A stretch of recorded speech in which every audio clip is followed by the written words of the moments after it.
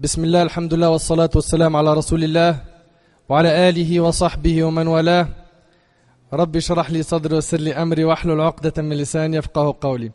Mes frères et sœurs, on continue toujours notre série sur la biographie des nobles compagnons radiyallahu anhum, et aujourd'hui bi'idhnillahi azza wa jal, nous avons rendez-vous avec l'un des imams bien guidés, l'une des lumières de notre communauté, l'un de ceux qui ont été élus par Allah tabaraka wa ta'ala. Il fait partie des vertueux, des purs, des grands hommes. Il fait partie des grands hommes parmi les salafs. Nous avons rendez-vous avec un homme qui a vécu dans la première génération à l'époque du prophète sallallahu alayhi wa sallam. Cette génération qui a reçu l'éloge de notre prophète sallallahu alayhi wa sallam. Savez-vous de qui il s'agit? Il s'agit du pieux, du pur, du généreux, du pudique, du bienfaisant. Il s'agit de l'homme aux deux lumières. On l'appelait Dhun Nurayn, car il a épousé deux des filles du prophète sallallahu alayhi wa sallam. Il est celui qui a fait les deux hijras. Il est celui qui a rassemblé le Coran. Il s'agit du troisième calife de l'islam. Il s'agit de Uthman ibn Affan radiyallahu anhu wa an jami' as-sahaba. Mon frère ainsi que toi ma sœur, prête-moi donc ton cœur et tes oreilles pendant cette heure bénie qu'on va vivre ensemble avec ce pieux, ce pur, ce généreux, ce pudique, ce grand parmi les compagnons radiyallahu anhum. Uthman ibn Affan radiyallahu anhu est né 6 ans après l'année de l'éléphant. L'année de l'éléphant est l'année où notre prophète sallallahu alayhi wa sallam est né. Il est né 6 ans après l'année de l'éléphant. Avant même d'embrasser l'islam, Uthman ibn Affan radiyallahu anhu était respecté de tout le monde. Tout le monde l'aimait. Il était riche, généreux, modeste. Et comme vous le savez, il est rare de voir un riche modeste. On voit beaucoup de gens, quand ils deviennent riches, ils deviennent orgueilleux. Mais lui, ce compagnon radiyallahu anhu, il était riche et modeste. Il était aimé par les Qurayshites, les polythéistes de la Mecque. Il était caractérisé par une pudeur qu'on ne retrouvait pas chez beaucoup de gens de son époque. Il est rapporté qu'il n'a jamais commis le moindre acte de bassesse du temps de l'ère pré-islamique. Il s'agit de Uthman ibn Affan radiyallahu anhu. Mes frères et sœurs, j'attire votre attention sur ce qui suit. Certains parmi les hypocrites n'ont lu qu'une partie de la biographie du compagnon Uthman ibn Affan radiyallahu anhu. Et ils l'ont complètement faussé, changé. Et ils ont accusé ce noble compagnon de falsification et de mensonge. Telle est l'hypocrisie, la haine qui cherche à transformer les vérités en mensonges, qui cherche à tirer la lumière vers l'obscurité, la pureté en impureté et en saleté. Mais comment serait-il possible d'y parvenir alors qu'il est question de Uthman ibn Affan radiyallahu anhu, alors que ce dernier, à peine a-t-il reçu le message de la part d'Abu Bakr as-Siddiq radiyallahu anhu, le véridique, qui venait lui-même de le recevoir de la part du prophète alayhi salatu wassalam, il n'a pas attendu un instant et son cœur répondit immédiatement à l'appel, tout cela parce qu'il était doté d'une fitra, une nature saine digne de ce nom, une nature saine pure. Celui qui possède une fitra saine, lorsque la vérité lui est présentée, son cœur s'apaise pour cette vérité. Plus encore, cette vérité illumine ce genre de cœur qui est pur. Uthman ibn Affan radiyallahu anhu a donc immédiatement accepté le message de l'islam sans hésitation. Et il n'a pas perdu son temps. Il s'est rendu avec Abu Bakr as-Siddiq radiyallahu anhu à Dar al-Arkam ibn al-Arkam, et il alla voir le prophète alayhi salatu wassalam afin de lui dire Ashhadu an la ilaha illallah wa ashhadu anna Muhammadan Rasulullah. Et c'est à partir de cet instant qu'une nouvelle étape de la vie de cet homme va commencer. Uthman ibn Affan radiyallahu anhu devint alors un ascète, quelqu'un qui a divorcé avec ce bas monde. C'était un homme pour qui ce bas monde ne compte aucunement.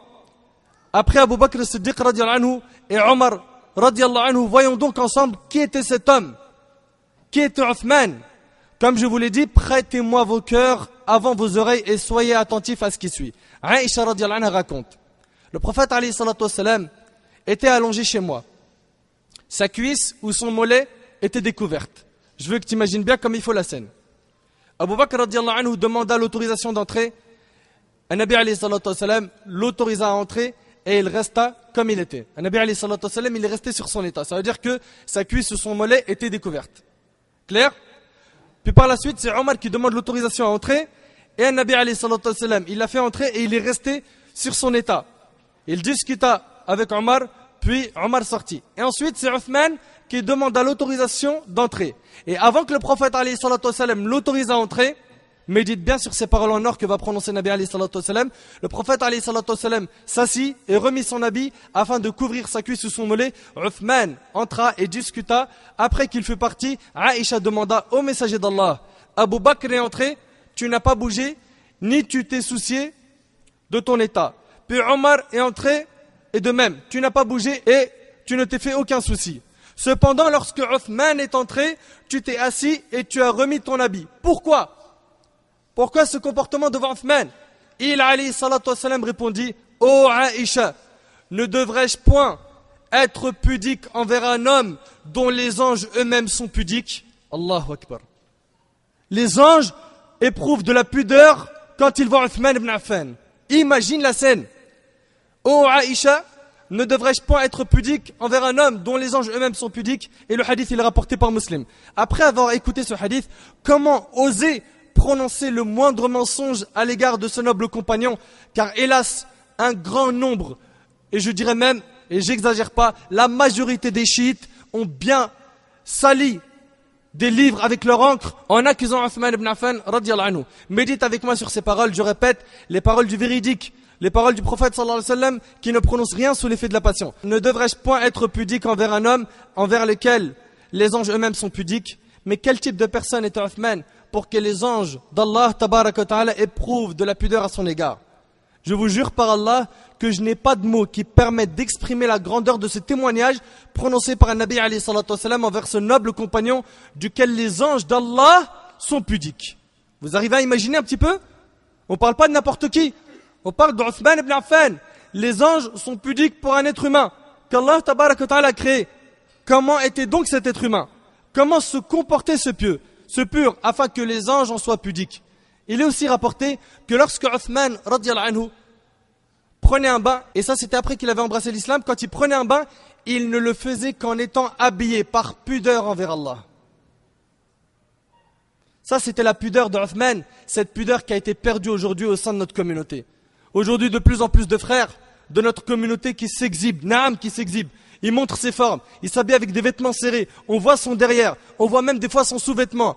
Et pareil, des sœurs de notre communauté qui ne portent pas le hijab, ou qui portent un hijab qui a besoin d'un hijab, qui portent des vêtements qui sont serrés ou moulants ou transparents. Tout ça c'est de l'exhibition, et tout ça c'est parce que les gens de notre communauté ne savent plus ce qu'est la pudeur.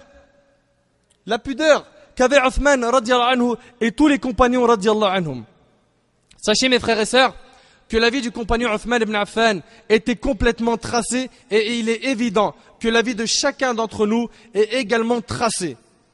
Tout est écrit où ça? Dans Al-Lawh al-Mahfouz, dans la table gardée. Et nous ne pouvons pas échapper à ce qu'Allah tabaraka wa ta'ala nous a destiné. Allah azza wa jalla a dit dans Surat Al-Qamar, Surat 54, verset 49, Inna kulla shay'in khalaqnahu biqadar. Nous avons créé toute chose avec mesure. Mais concernant le compagnon Uthman ibn Affan radiyallahu anhu, là, ce que je veux dire exactement, c'est que le prophète alayhi salatu wassalam l'a informé. Quand il dit tout à l'heure que sa vie elle était tracée, c'est que le Nabi alayhi salatu wassalam l'a informé de tout ce qui allait lui arriver tout au long de sa vie.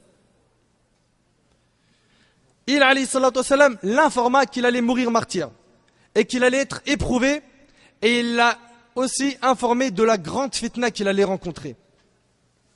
Tu vas me dire, mais comment ça? Écoute avec moi ce hadith. Selon Anas ibn Malik radiyallahu anhu, le prophète alayhi salatu wassalam monta une fois sur le mont Uhud, la montagne de Uhud, accompagné d'Abu Bakr, Omar et Uthman. La montagne se mit à trembler et le prophète alayhi salatu wassalam s'écria: reste immobile, ô Uhud. Il s'adresse à la montagne. Il lui dit: car il y a sur toi un prophète, un véridique et deux martyrs. Et les deux martyrs étaient Uthman et Omar ibn Khattab radiyallahu anhuma, et le hadith il est rapporté par le Bukhari. On voit donc clairement à travers ce hadith que le prophète alayhi salatu wassalam lui a annoncé qu'il sera martyr. Et ce n'est pas la seule chose que le prophète alayhi salatu wassalam lui a annoncé. Le prophète alayhi salatu wassalam lui a même annoncé qu'il allait faire partie des gens du paradis. Donc que les menteurs et les hypocrites qui n'ont pour souci que de proférer volontairement des mensonges à l'égard de ce noble compagnon arrêtent. Nous leur disons, sachez que le prophète alayhi salatu wassalam en personne a témoigné que son compagnon Uthman entrera au paradis. Et nous le répétons, que notre noble prophète sallallahu alayhi wa sallam ne prononce rien sous l'effet de la passion, ce n'est qu'une révélation émanant de son Seigneur tabaraka wa ta'ala. On rapporte au sujet d'Abu Musa al-Ash'ari radiyallahu anhu qu'il fit ses ablutions chez lui, puis sortit et dit: je ne quitterai sûrement pas le messager d'Allah. Abu Moussa al-Ash'ari, il a fait ses ablutions chez lui. Et il est sorti, il a dit: aujourd'hui, je ne quitterai sûrement pas le messager d'Allah. Et je serai à ses côtés durant ce jour. Il alla à la mosquée et se renseigna sur le prophète alayhi salatu wassalam. On lui dit, il s'est dirigé par là. Il dit: je sortis alors sur ses traces en interrogeant les gens sur lui, jusqu'à ce qu'il entra dans l'enclos où se trouvait le puits de Hans. Je m'assis devant sa porte, jusqu'à ce que le prophète alayhi salatu wassalam eut satisfait son besoin et fait ses ablutions. À ce moment, je me levai et me rendis auprès de lui. Il s'était entre-temps assis au bord du puits sur sa margelle, c'est-à-dire sur le rebord d'un puits. Il se déchaussa et il plongea les pieds. Ça, c'est Nabi alayhi salatu wassalam. Il s'est assis après, au rebord d'un puits, il se déchaussa et il plongea les pieds. Je le saluai, dit Abu Moussa, puis repartis m'asseoir derrière la porte. Je me suis dit en moi-même: aujourd'hui je serai le portier du messager d'Allah sallallahu alayhi wa sallam. Je serai son portier. Ceux qui veulent le voir, ils demandent l'autorisation. Et après, j'informe le Nabi alayhi salatu wassalam et je leur réponds par oui ou par non. À ce moment-là arriva Abu Bakr, qui pousse à la porte. Je dis: qui va là? Il dit: Abu Bakr. Je dis: attends un peu. Puis il est parti voir le prophète alayhi salatu wassalam. Il lui a dit: voilà Abu Bakr qui demande l'autorisation d'entrer. Il alayhi salatu wassalam dit: laisse-le entrer et annonce-lui le paradis. Allahu Akbar. Une immense nouvelle. T'imagines un peu, tu es à la place d'Abu Bakr, laisse-le entrer et annonce-lui le paradis. Je retournai auprès d'Abu Bakr et lui dis: le messager d'Allah t'annonce le paradis. Abu Bakr entra alors et vint s'asseoir à la droite du prophète alayhi salatu wassalam, sur la margelle du puits. Il y plongea lui aussi les pieds, comme a fait le prophète alayhi salatu wassalam après s'être déchaussé. Ittiba'. Il suit, il voit le prophète alayhi salatu wassalam faire une chose, il fait comme lui. Il s'est déchaussé les pieds et lui aussi il a plongé ses pieds. Après cela, il dit: je revins m'asseoir derrière la porte. Avant de sortir de la maison, j'y avais laissé mon frère en train de faire ses ablutions pour me suivre. Je me dis: si Allah veut du bien à mon frère, il le fera venir à cette heure. Or voilà que quelqu'un faisait bouger la porte. Quelqu'un d'autre veut rentrer. Je dis: qui va là? Il dit: Omar ibn Khattab. Je dis: attends un peu. Il est parti voir le prophète alayhi salatu wassalam et il lui a demandé l'autorisation de faire rentrer Omar. Et il lui a dit: fais-le entrer et annonce-lui le paradis. Il est retourné voir Omar et il lui a dit: tu peux entrer, le prophète alayhi salatu wassalam t'annonce le paradis. Il entra donc et s'assit sur la margelle à gauche du messager d'Allah et il y plongea comme lui ses pieds dans le puits, comme a fait le prophète alayhi salatu wassalam et comme a fait Abu Bakr. Il suivait le prophète alayhi salatu wassalam dans tout. Dans tout. Puis Abu Moussa est reparti s'asseoir derrière la porte. Je dis: si Allah veut du bien à mon frère, il le fera venir à cette heure.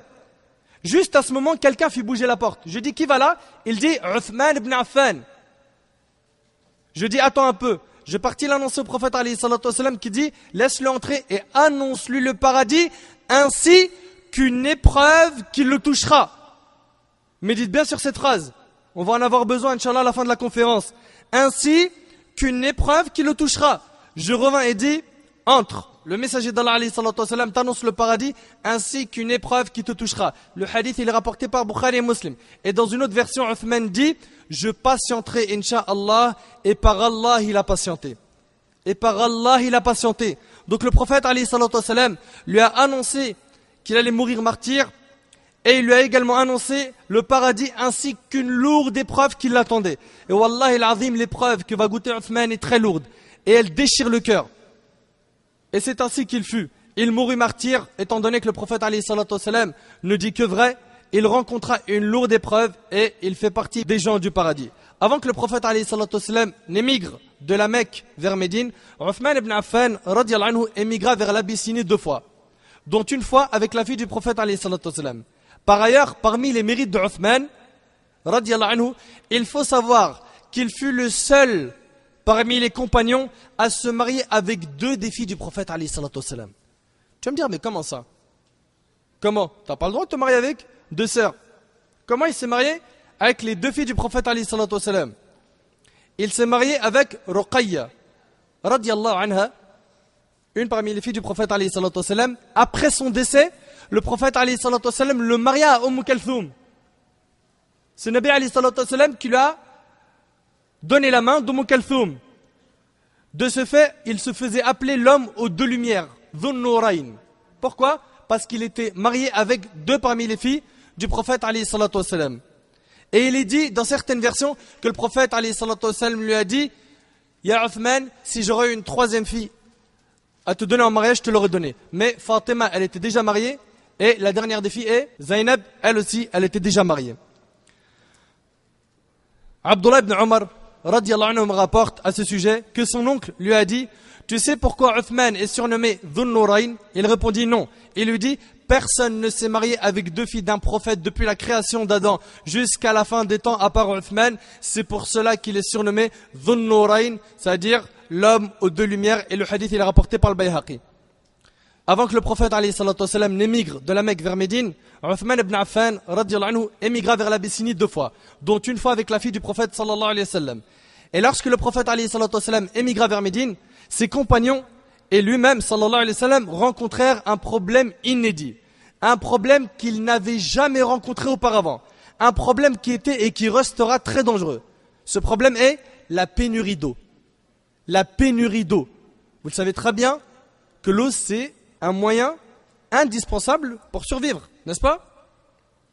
Donc il y a eu une pénurie d'eau. En effet, à Médine, l'eau douce était très rare, voire inexistante. Et il y avait à l'époque un homme juif qui possédait un puits appelé le puits de Rouma, Bi'r Rouma. Et bien évidemment, cet homme en profitait pour vendre son eau à un prix extrêmement élevé. Les compagnons qui souffraient de cette crise se sont alors plaints au prophète alayhi salatu wassalam. Il n'y a pas d'eau. Il n'y a pas d'eau. C'est alors que le prophète alayhi salatu wassalam se mit à chercher parmi les compagnons un homme qui serait en mesure d'acheter ce puits. Et qui a acheté ce puits? Écoute avec moi. Selon Abdurrahman As-Sulami radiallahu anhu, le prophète alayhi salatu wassalam a dit: qui d'entre vous achète le puits de Rouma et fait don de sa part aux musulmans afin qu'il ait mieux que cela au paradis? Et le hadith il est rapporté par Tirmidhi. T'imagines? Qui achète le puits de Rouma et il a le paradis? C'est une bonne nouvelle, une magnifique proposition, une proposition prononcée par celui qui ne prononce rien sous l'effet de la passion. Le prophète alayhi salatu wassalam propose en contrepartie à celui qui voudrait acheter ce puits un puits bien meilleur au paradis. Étant donné que c'est un puits du paradis, il est évident qu'il sera bien meilleur. Allah tabaraka wa ta'ala a dit dans Sourate Al-Qamar, Sourate 54, versets 54 et 55: Innal muttaqina fi jannatin wa nahar fi maq'adi sidqin 'inda malikin muqtadir. Les pieux seront dans des jardins et parmi des ruisseaux, dans un séjour de vérité auprès d'un souverain omnipotent. C'est alors que la crise ne trouva personne d'autre que Uthman ibn Affan radiallahu anhu. Ce compagnon qui était généreux, il n'a pas hésité un seul instant après avoir entendu la bonne nouvelle annoncée par le prophète alayhi salatu wassalam. Bien au contraire, il se précipita à aller voir le propriétaire du puits, cet homme juif, afin de lui proposer de lui racheter. Mais hélas, cet homme refusa. Le propriétaire du puits refusa, puisque c'était un commerce qui lui apportait énormément d'argent. En effet, il vendait l'eau par moud. Le moud, en fait, c'est la quantité que remplit les deux mains. Clair? Donc en très petite quantité. C'est alors que Uthman, radiallahu anhu, ce compagnon très intelligent, il lui a proposé alors de lui racheter la moitié du puits. Il lui a dit: puisque tu ne veux pas me le vendre en entier, vends-moi la moitié du puits. Vous vous dites certainement: la moitié du puits, mais comment? Eh bien l'homme juif posa la même question à Uthman, qui lui répondit: le puits t'appartiendra un jour et m'appartiendra un jour. Un jour pour toi et un jour pour nous les musulmans. Et le propriétaire naïf accepta le deal. Mais il ne sait pas qu'est-ce qu'il y a eu comme surprise par la suite. C'est alors que lorsque c'était au tour des musulmans, ils prenaient l'eau qu'il leur suffirait pour le jour même et le lendemain. Ce qui a anéanti le commerce de cet homme juif à qui plus personne n'achetait de l'eau. Après quoi le propriétaire confus alla lui-même voir Uthman pour lui proposer de lui vendre l'autre moitié de son puits. Subhanallah. Uthman radiallahu anhu accepta alors, et les musulmans pouvaient se servir de ce puits à volonté sans être obligés de payer l'eau. Imaginez-vous la récompense d'Allah Azza wa Jal pour l'immense aumône qu'a fait Uthman aux musulmans. Ils vont boire de cette eau, faire leurs ablutions, laver, mais tout faire. T'imagines? Par la suite, le prophète alayhi salatu wassalam et les compagnons ont rencontré un autre problème. Une crise d'espace. Mais où ça? dans la mosquée du prophète alayhi salatu wassalam. Elle devint trop petite pour accueillir les compagnons, dont le nombre ne cessait d'augmenter. Chaque jour, de nouvelles personnes embrassaient l'islam. Et là, le prophète alayhi salatu wassalam demanda aux compagnons qui nous élargit notre mosquée. Et encore une fois, ce n'est autre que le généreux Uthman ibn Affan qui se désigna volontaire afin de résoudre cette crise. Il se précipita à acheter le terrain voisin afin de remettre ce terrain au prophète alayhi salatu wassalam qui fut plein de joie et de satisfaction. En l'an 6 de l'Hégire, et cette histoire-là, elle est impressionnante aussi, parce qu'elle montre le mérite de Uthman radiyallahu anhu. En l'an 6 de l'Hégire, le prophète alayhi salatu wassalam décida d'accomplir une umrah. Une umrah, le petit pèlerinage. Ce qui implique que le prophète alayhi salatu wassalam va se diriger de Médine vers la Mecque. Mais les polythéistes de la Mecque, de par leur orgueil et leur haine, refusèrent de laisser entrer le prophète alayhi salatu wassalam à la Mecque. Ils s'opposèrent alors à lui aux frontières de la Mecque. À l'entrée de la Mecque, un endroit appelé Al-Hudaybiyah.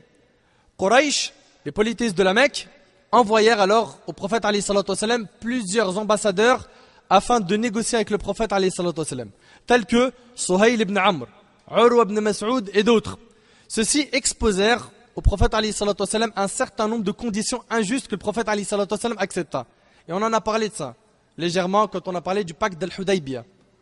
Omar ibn Khattab radiyallahu anhu dit: pourquoi accepterions-nous d'être humiliés dans notre religion? En réalité, les polythéistes de la Mecque avaient envoyé ces personnes afin d'impressionner le prophète alayhi salatu wassalam pour que notre prophète alayhi salatu wassalam prenne garde d'eux. Mais au final, ce sont ces mêmes personnes qui retournèrent vers les polythéistes de la Mecque afin de les prévenir combien le prophète alayhi salatu wassalam les avait impressionnés. Lorsque Urwa ibn Mas'ud al-Thaqafi a été envoyé par les polythéistes de la Mecque vers les musulmans pour aller leur parler, il a commencé à observer un petit peu comment est-ce que les musulmans se comportaient avec leur leader, leur modèle, leur exemple, leur enseignant, Muhammad alayhi salatu wassalam. Urwa ibn Mas'ud al-Thaqafi vit le prophète alayhi salatu wassalam et ses compagnons. Il retourna voir son peuple en leur disant: ô peuple, j'ai eu affaire au roi et aux dirigeants. J'ai eu affaire à Kisra, Khosroès, à César, j'ai vu le roi Négus, mais je n'ai jamais vu un roi honoré par son entourage comme l'est Muhammad par ses compagnons. Allahu Akbar.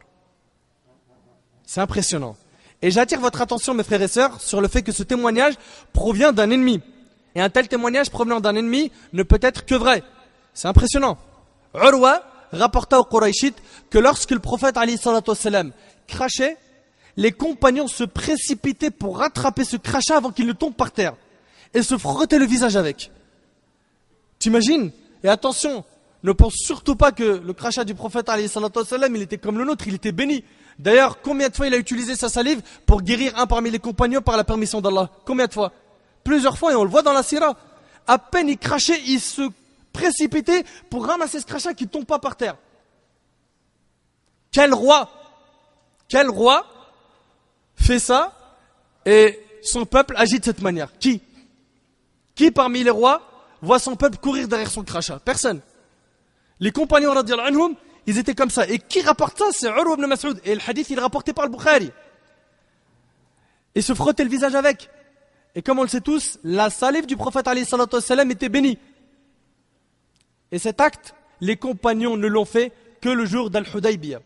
Ceci était donc une preuve réfutant les paroles des polythéistes, consistant à dire que les compagnons risquaient de fuir et d'abandonner le prophète alayhi salatu wassalam. C'était donc un message de la part des compagnons qui signifiait qu'ils ne comptaient jamais l'abandonner alayhi salatu wassalam. Bien au contraire, ils étaient prêts à sacrifier leur sang et leurs âmes pour le prophète alayhi salatu wassalam. Ce jour-là, ces actes démontraient donc combien les compagnons aimaient fortement le prophète alayhi salatu wassalam.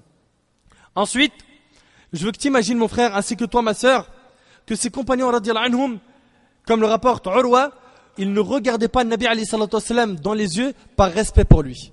Et quand il leur donnait un ordre, ils l'obéissaient. Et tout ça, ça a impressionné Urwa. Ça l'a impressionné.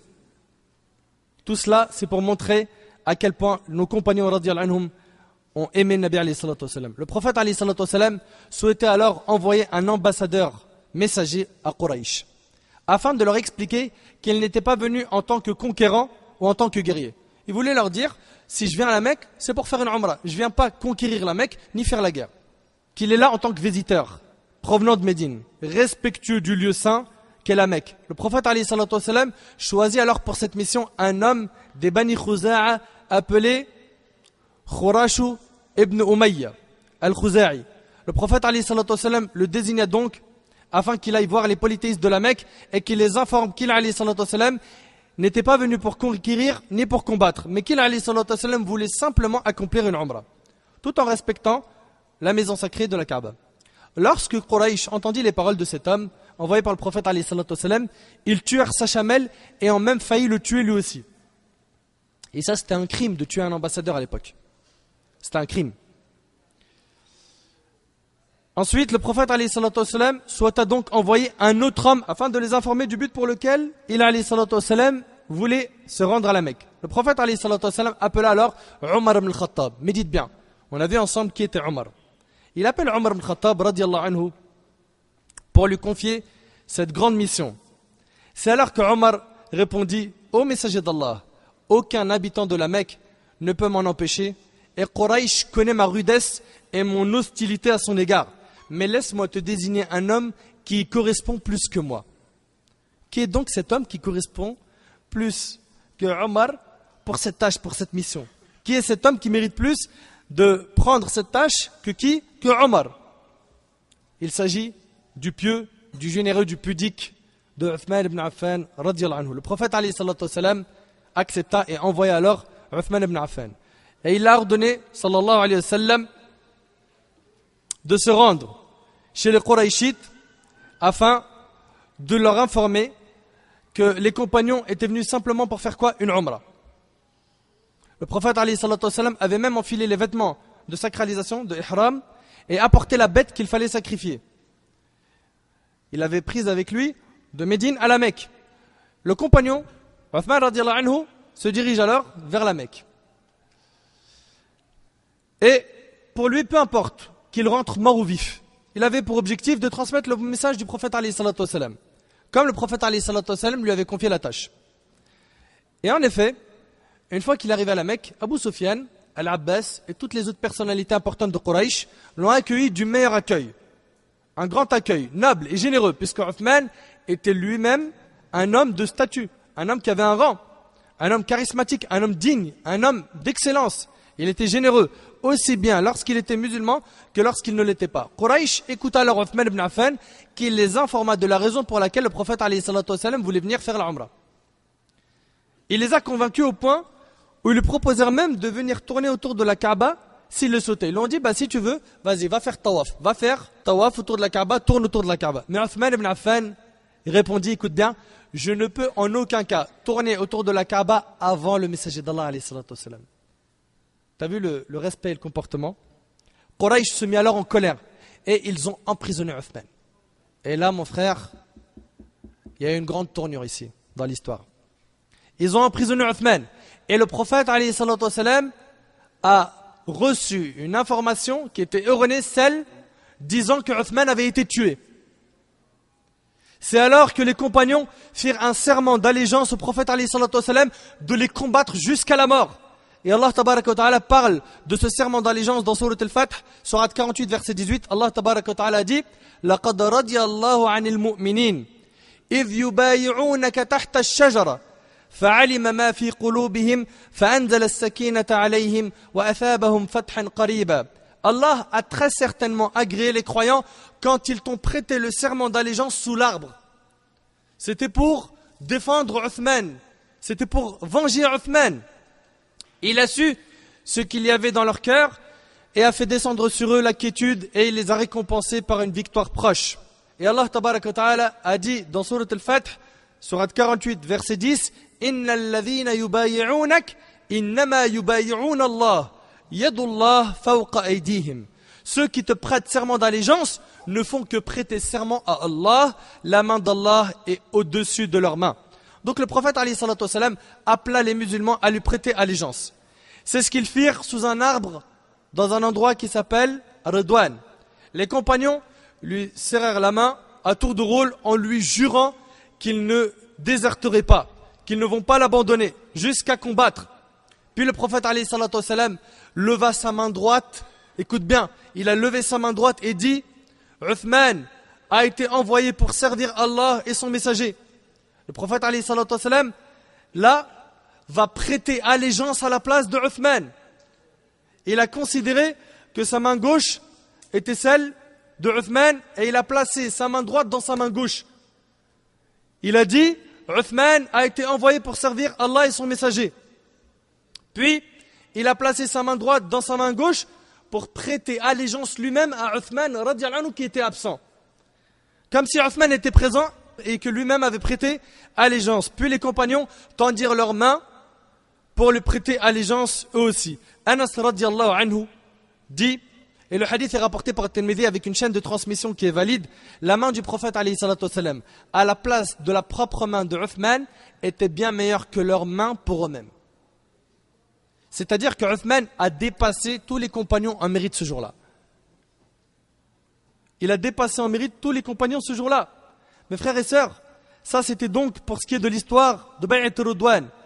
Et à peine 3 ans plus tard, le prophète alayhi salatu wassalam, qui était à Médine, apprit qu'Héraclius, le roi des Romains, préparait une armée gigantesque pour aller envahir les musulmans chez eux à Médine. Mais le prophète alayhi salatu wassalam souhaitait vaincre Héraclius et son armée chez eux avant même qu'il n'arrive à Médine.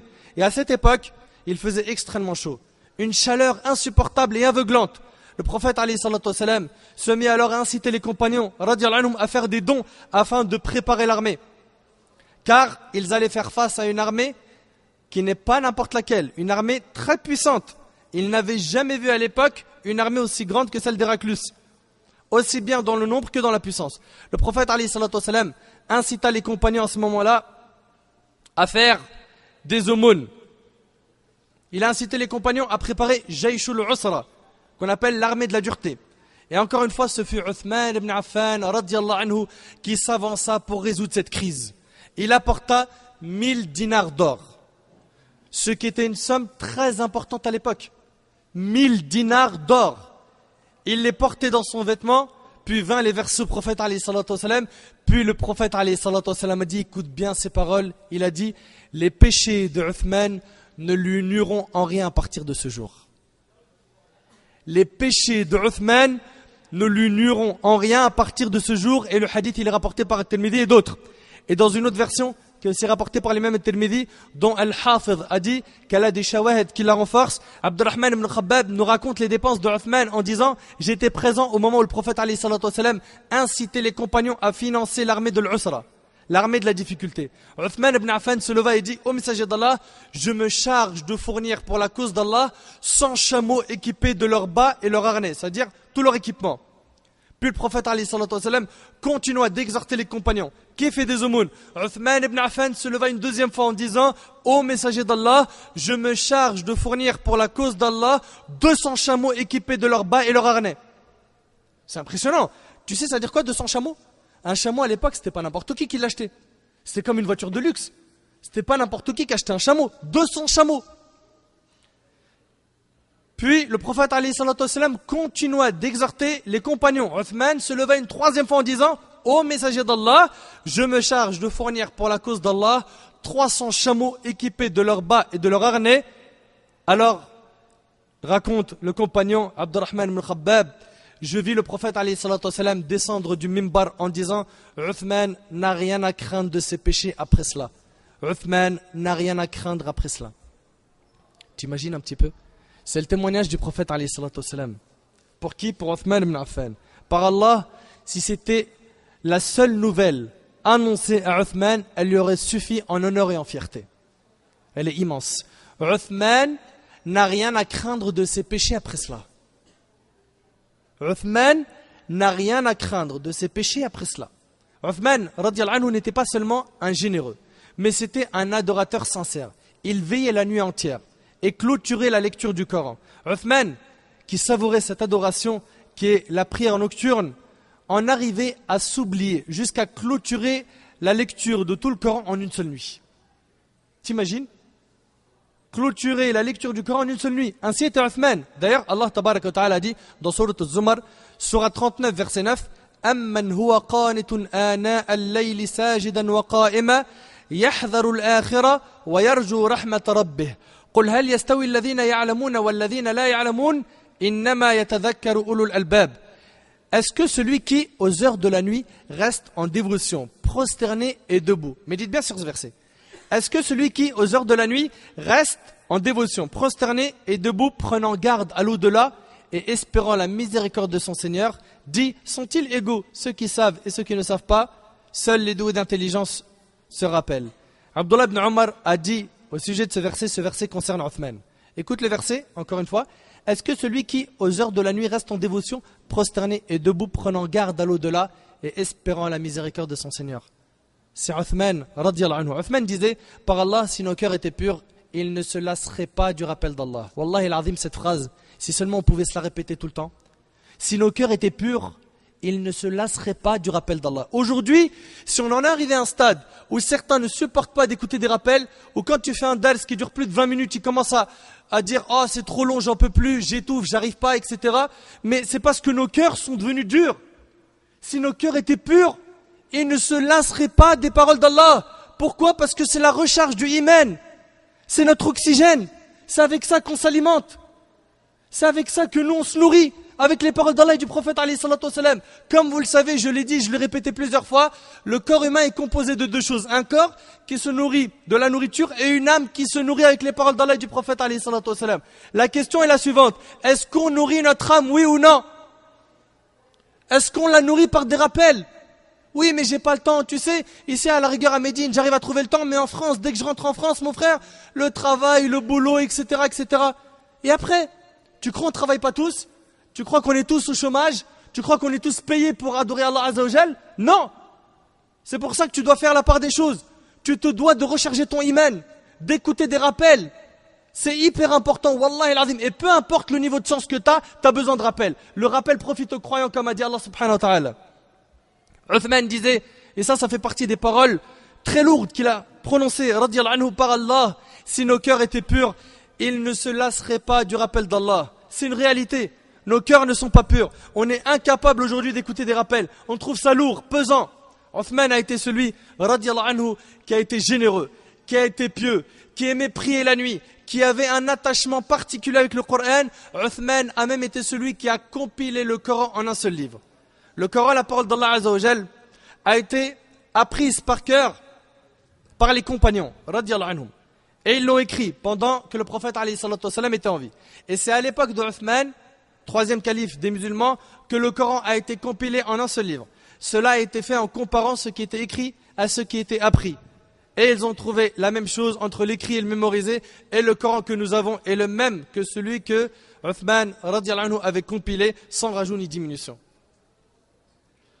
Allah tabaraka wa ta'ala a dit dans sourate Al-Hijr, sourate 15, verset 9, « Inna nahnu nazzalna dhikr wa inna lahu lahafidhun » En vérité, c'est nous qui avons fait descendre le Coran et c'est nous qui en sommes gardiens. Allah Azza wa Jal s'est porté garant de protéger le Coran de toute falsification.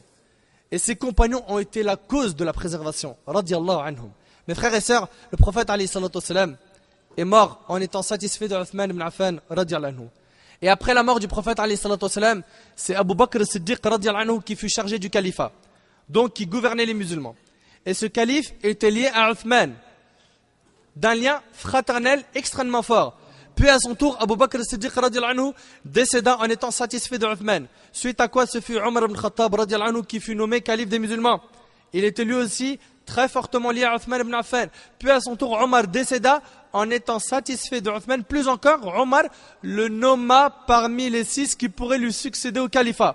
Et après la mort de Omar, la communauté musulmane choisit Uthman ibn Affan comme calife. Tout au long de son califat béni, Uthman ibn Affan était continuellement en contact avec les gens. Il accordait une grande importance au dialogue avec les gens, avec les ouvriers, les imams des mosquées, qui ordonnaient le bien et interdisaient le mal, et il avait de bonnes relations avec tout le monde. Aussi, tout au long de son califat, le trésor public des musulmans était continuellement plein et béni. Il y avait beaucoup de khir, beaucoup d'argent à son époque, beaucoup d'argent. Il était alors encore plus généreux avec les gens et leur donnait de plus en plus d'argent, ce qui les aida à élever leur niveau de vie. Plus encore, il assurait la nourriture quotidienne des pèlerins et de ceux qui accomplissaient al-i'tikaf, la retraite pieuse dans la mosquée du prophète alayhi salatu wassalam à Médine. L'augmentation des biens était clairement remarquée durant le califat de Uthman ibn Affan radiyallahu anhu. Mais malheureusement, et c'est là que l'épreuve va atterrir, Mais malheureusement, Uthman radiallahu anhu sera vite surpris par une fitna très très lourde. Cette fitna, cette grande tentation, cette grande épreuve, s'était progressivement préparée et rassemblée, puis vint subitement détruire l'État qui s'était grandement étendu sous le califat de Omar. Les Romains, grâce à leur flotte navale, avaient attaqué Alexandrie, la Palestine et bien d'autres régions ayant embrassé l'islam.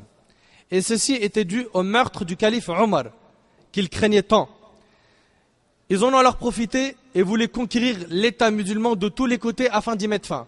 Face à cette situation, Uthman ibn Affan, radiallahu anhu, que les ennemis sous-estimaient en pensant que la fin de l'homme fort des musulmans était Omar, ils pensaient qu'après Omar c'était fini, il n'y avait plus d'hommes forts. Mais ils s'étaient trompés. Et ils pensaient que parce que Uthman il avait 70 ans, il n'avait plus de force et il ne pourrait plus rien faire contre eux. Ils avaient tort de penser que l'État s'était affaibli. Ils avaient tort d'y voir une opportunité de surprendre les musulmans et de ce qu'ils ont connu pendant le califat de Omar, qui était une période très dure pour eux. Uthman ibn Affan, radiallahu anhu, âgé à ce moment-là de 70 ans, a mieux agi que tous les jeunes et tous les hommes. Il se mit alors à préparer l'armée en choisissant ses membres. Après quoi, il ordonna d'éteindre le feu de cette fitna. Plus encore, ce fut l'occasion de propager un peu plus le message de l'islam et ainsi d'étendre l'État musulman encore et encore. Et vous serez surpris si je vous dis que l'État musulman se propagea du jour au lendemain.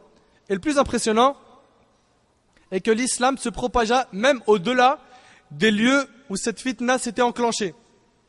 Le message de l'islam parvint alors, après cette grande fitna, au Soudan, en Abyssinie, l'empire d'Éthiopie. Les musulmans se sont même dirigés vers l'Est et ainsi d'atteindre l'Inde et la Chine. Tout cela sous le règne de Uthman ibn Affan. Ça montre que Uthman ibn Affan, c'était pas n'importe qui. C'était pas n'importe qui. Mes frères et sœurs, nous n'avons pas peur pour l'islam ni pour les musulmans des non-musulmans. Mais la crainte est que la fitna vienne de l'intérieur de la communauté. Et celle-là, elle est destructrice, anéantissante. Et c'est la plus grande. Car l'ennemi, quand il combat de l'extérieur, c'est très facile de le combattre quand tu as l'iman, quand tu as des croyants autour de toi. Walakin, quand c'est des hypocrites de notre communauté qui se cachent dans nos rangs, ça devient plus compliqué à les détecter, à les trouver. Et là, ça devient vraiment très très dur. Prenez garde, mes frères et sœurs, prenez garde des dissensions internes.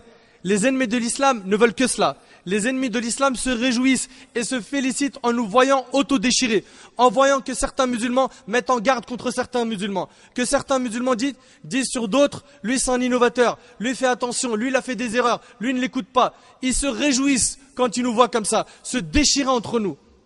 On doit être beaucoup plus intelligent que cela et laisser ces gens-là qui sont en train de mettre en garde et diviser nos rangs, les laisser sur le côté car on n'a pas de temps à perdre avec eux.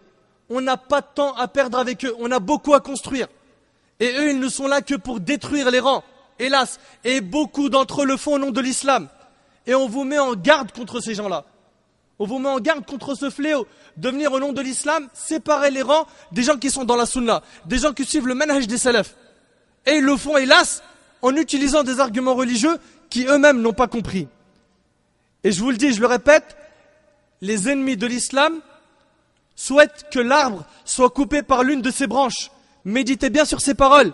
Les ennemis de l'islam souhaitent que l'arbre soit coupé d'une de ses branches. Ça veut dire quoi? Ça veut dire que lui-même, il s'autodétruit. C'est ce qu'ils veulent. Comme je vous le répète souvent, je n'ai pas choisi cette série pour vous raconter des histoires fantastiques, mais réellement pour en tirer des leçons qui nous seront utiles dans notre quotidien. À travers cette série, je vous présente des exemples, des morales et des rappels. Je vous présente des dirigeants, des savants, des jeunes comme vous et moi, des frères et des sœurs. Je vous recommande donc, ainsi qu'à moi-même, de prendre garde à la fitna interne, à ne pas être nous ceux qui diviseront les rangs de la communauté. Ce n'est pas parce que quelqu'un a parlé mal d'un tel que tu dois le détester en fonction de cela. On ne s'allie pas et on ne se désavoue pas pour un savant ou pour un talib ilm ou pour un da'i. On s'allie et on se désavoue pour Allah et son messager alayhi salatu wassalam. Et hélas aujourd'hui, al-wala ou al-bara, il se fait en fonction des ashras, en fonction des personnes. Toi, t'aimes mon shir, je t'aime. Tu l'aimes pas, je t'aime pas. Toi, t'écoutes le frère Nader, je t'aime. Tu l'écoutes pas. C'est pas en fonction de Nader ou n'importe quel savant qu'on aime ou on n'aime pas. C'est en fonction de est-ce qu'il aime Allah ou non. Est-ce qu'il aime un Nabi alayhi salatu wassalam ou non. Un Nabi alayhi salatu wassalam, il a dit, Man ahabba lillah, وأبغض لله وأعطى لله ومنع لله فقد استكمل الإيمان. Quiconque aime pour Allah et déteste pour Allah, t'aimes pour Allah, pas pour un tel et un tel. Et tu détestes pour Allah, et tu donnes pour Allah et tu prives pour Allah. C'est de cette manière que ta foi est complète, comme l'a dit Nabi alayhi salatu wassalam. Donc je vous recommande, mes frères ainsi que vous, mes sœurs, de veiller à ce que nos rangs soient soudés et de faire très attention aux dissensions, aux fitnas, aux divisions au sein de notre communauté. Je vous le répète, les ennemis de l'islam veulent que l'arbre soit coupé par l'une de ses branches. La fitna interne est donc bien plus dangereuse que toutes les fitnas externes, bien que je ne sous-estime pas ces dernières non plus. Abdullah ibn Saba, et c'est là que vous allez voir comment la fitna est venue de l'intérieur. Abdullah ibn Saba, un hypocrite juif de l'époque qui se disait musulman, qui était donc dans les rangs des musulmans et qui faisait semblant d'être jaloux pour l'islam, après avoir minutieusement étudié la situation à Médine et la situation des Ansar, il commença à souffler les vents de la fitna meurtrière en disant, certes, tout prophète a un représentant. Un représentant, celui qui s'occupera de la famille du prophète après sa mort. Et Ali est le représentant du messager d'Allah. Uthman a sursauté à la tête de cette communauté et a saisi le droit de Ali. Cet homme-là est en train de dire en fait que celui qui devait être le calife c'est Ali et non Uthman. Et là il est en train de chauffer les musulmans les uns contre les autres pour retourner l'État islamique et faire en sorte que Uthman ne soit plus le calife.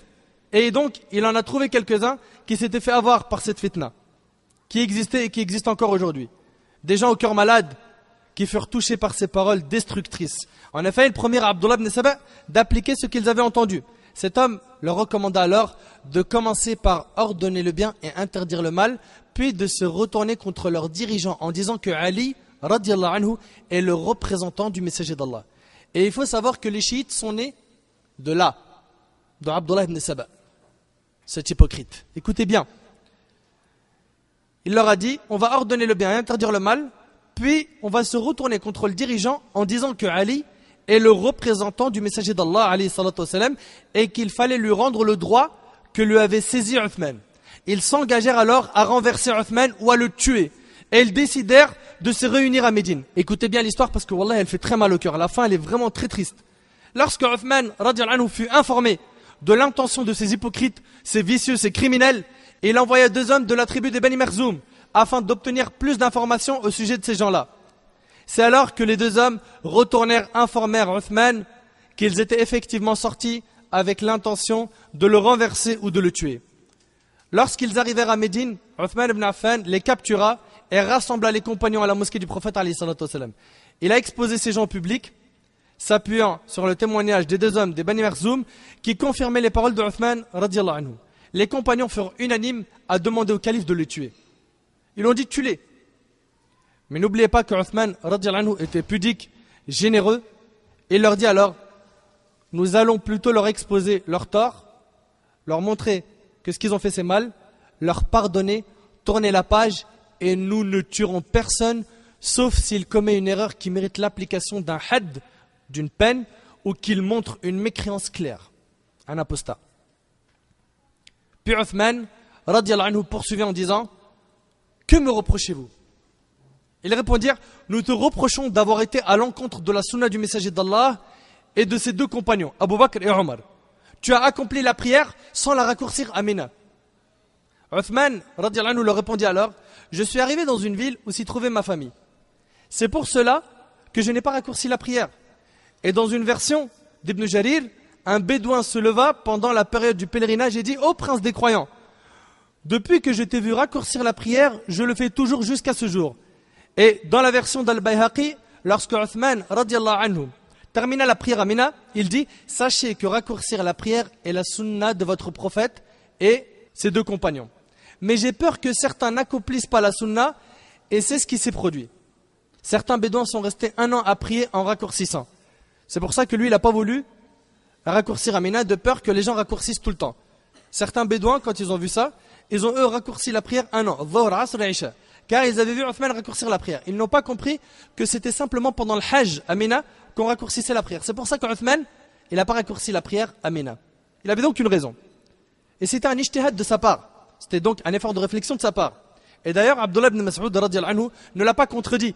Et lorsqu'il fut questionné sur le fait qu'il priait derrière Uthman sans raccourcir, il dit la divergence est un mal. Cherchez pas à diverger. La divergence est un mal. Ibn Hajar rahimallah dit c'est pour cette raison que Uthman ne raccourcissait pas la prière à Mina. Uthman leur demanda ensuite et que me reprochez-vous d'autre? Ils répondirent tu as trop de richesses. Il sous-entendait par ces paroles que Uthman s'était servi de son statut de calife afin de détourner l'argent des musulmans. Et quel mensonge! Uthman, il avait besoin de l'argent des musulmans? Est-ce que vous avez oublié Uthman, ce qu'il a acheté? Le puits de Rouma, il a élargi la mosquée. C'est avec son argent qu'il a préparé Jaysh al-Usra. Vous avez oublié tout ça? Ils n'ont pas trouvé autre que Uthman, le généreux, pour l'accuser d'un tel mensonge. Uthman, comment Uthman aurait pu faire cela? Le propriétaire du puits de Rouma, celui qui a préparé l'armée de l'Usra, celui qui a agrandi la mosquée du prophète alayhi salatu wassalam, celui qui a donné. Lui, on l'accuse d'un tel mensonge. Uthman leur répondit alors les Arabes savent tous que j'étais celui qui possédait le plus de chameaux et de moutons et que j'ai dépensé tout cela dans le sentier d'Allah. À présent, je ne possède que 2 chameaux pour mon pèlerinage. N'est-ce pas? Les compagnons répondirent tous oh Allah, nous témoignons que oui. Encore une fois, Uthman leur demanda et qu'est-ce que vous me reprochez encore? Ils répondirent tu favorises ta famille et tu en donnes trop à ta famille. Tu les favorises. Il leur répondit cela fait partie de mon amour pour eux. Je ne les ai jamais favorisés injustement. Et je leur ai donné que de mon argent. Par Allah, je ne m'autorise injustement ni à moi, ni à aucun autre musulman, quoi que ce soit de l'argent des musulmans. Une 4e fois, Uthman leur demanda et qu'est-ce que vous me reprochez encore? Ils répondirent le Coran était divisé en plusieurs pages et tu en as fait un livre unique. Uthman leur répondit le Coran a toujours été unique et il fut révélé par l'unique. Il était composé de plusieurs pages que j'ai simplement rassemblées en un seul livre. N'est-ce pas? Ils dirent oui. Puis Uthman continua à répondre à leurs ambiguïtés jusqu'aux dernières. Et Uthman radiyallahu anhu pensait qu'avec ses paroles sages, ses preuves évidentes, ce grand cœur et cette bonté, il pensait qu'il allait éteindre le feu de cette fitna. Mais malheureusement, ces gens-là n'avaient pas pour objectif de satisfaire Allah. Ils étaient pleins de haine envers Uthman ibn Affan, envers le califat et envers l'expansion de la communauté. Ils étaient pleins de haine. Insistants, ils se sont alors réunis à nouveau à Médine dans le but de renverser Uthman ibn Affan ou de le tuer. Ils ont alors établi un blocus autour de la maison du calife, le privant d'eau. Subhanallah, ils ont privé d'eau celui qui a fourni l'eau aux musulmans. C'est impressionnant. Ils l'ont privé d'eau et ils sont restés 40 jours à encercler sa maison. Et les compagnons, radiyallahu anhum, à ce moment-là, qu'est-ce qu'ils ont fait? Parce que certains disent que les compagnons l'ont laissé. Ils l'ont abandonné. C'est faux. Ils ont tenté de le défendre. Et à leur tête, Ali ibn Abi Talib, radiyallahu anhu, Al-Hassan, Al-Hussein, Abdullah ibn Omar, Abu Huraira et bien d'autres. Donc que personne ne dise, mais où étaient les compagnons à ce moment-là? C'est Uthman qui refusa que les compagnons les combattent. Pourquoi? Il disait, je ne veux pas rencontrer Allah chargé ne serait-ce que d'une goutte de sang d'un musulman. Il ne voulait pas qu'un musulman meure par sa cause. Je ne veux pas rencontrer Allah chargé ne serait-ce que d'une goutte de sang d'un musulman. Il ne voulait pas que par sa cause, des musulmans meurent. Et lorsque Muawiyah ibn Abi Sufyan, radiyallahu anhu, un grand compagnon, qui était son représentant en Grande Syrie, quand Muawiyah a proposé à Uthman de lui envoyer une armée qui assurera sa protection contre les hypocrites, Uthman lui dit « Je crains que ton armée ne bouche les chemins, gênant ainsi les compagnons du messager d'Allah alayhi salatu wassalam, parmi les muhajirin et les ansar. » Il a dit « Si tu m'envoies une armée, ils vont boucher les rues de Médine. » Muawiyah répliqua en lui disant « Mais ils vont assassiner au prince des croyants. » Uthman répondit « Allah me suffit, il est mon meilleur garant. » Uthman répondit « Allah me suffit, il est mon meilleur garant. » Et souvenez-vous que le prophète alayhi salatu wassalam lui avait dit « Oh Uthman, tu seras martyr après moi, patiente donc qu'Allah t'accorde la patience. » Donc le prophète alayhi salatu wassalam lui a ordonné de patienter. D'autre part, il n'a en aucun cas délaissé le califat. Bien au contraire, il l'a défendu et a même sacrifié sa vie pour le préserver. Ibn Majah et Ibn Abi Asim ont rapporté avec une chaîne de transmission authentique que selon Aïcha radiyallahu anha, le prophète alayhi salatu wassalam a dit à Uthman « Oh Uthman, Allah va peut-être t'accorder le califat.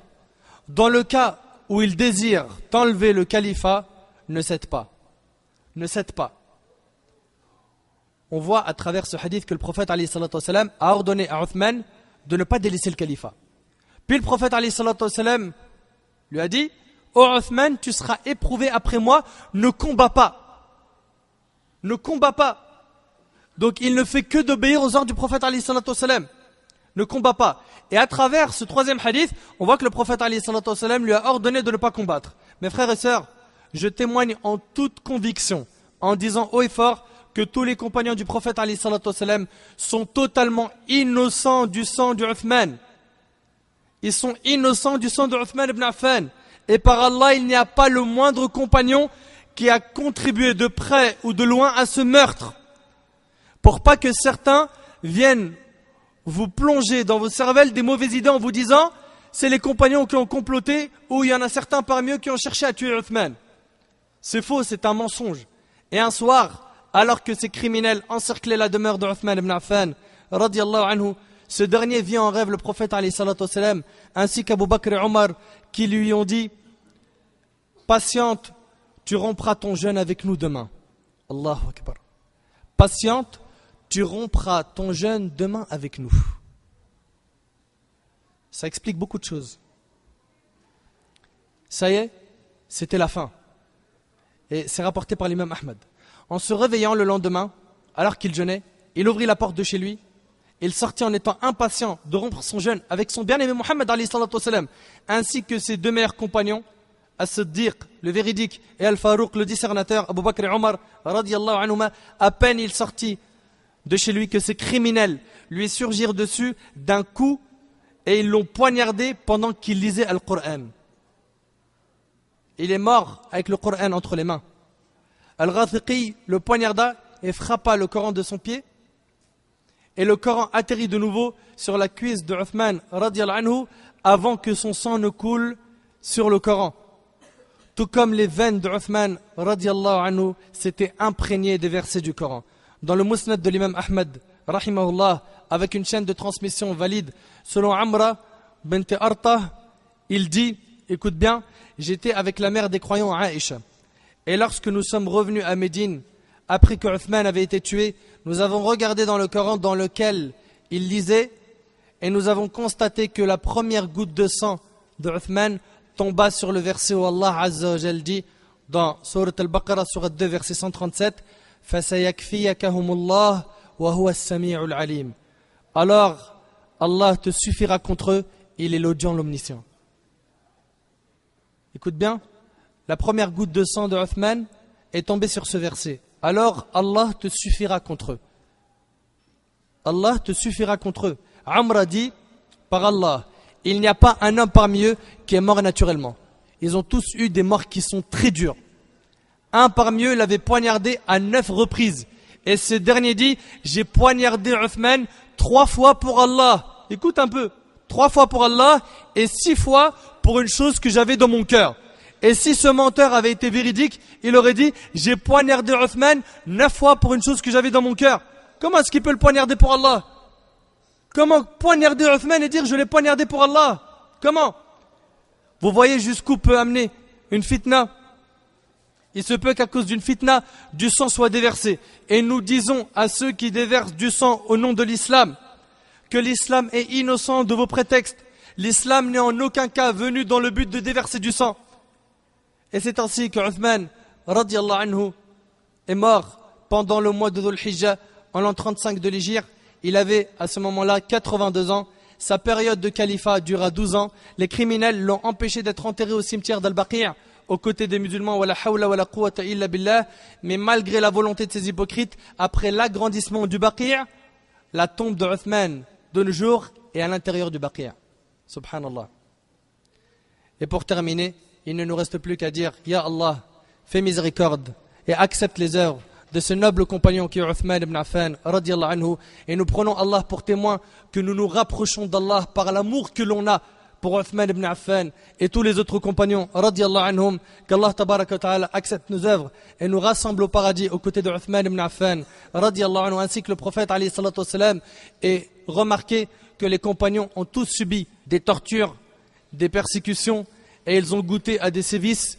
Et comprenez aussi que chaque croyant qui prendra le chemin des compagnons devra forcément avoir des épreuves. C'est pour ça qu'il faut regarder comment est-ce qu'ils ont supporté ces épreuves, comment ils se sont comportés face aux épreuves, et qu'Allah Azza wa Jal nous facilite d'être forts au moment de l'épreuve et proche de lui pendant les moments d'aisance. As'Allah subhanahu wa ta'ala an yanfa'ani bima qult wa an yanfa'akum bima sami'tum.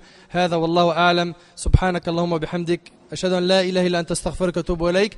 Barakallahu fikum. Wassalamu alaykum wa rahmatullahi wa barakatuh.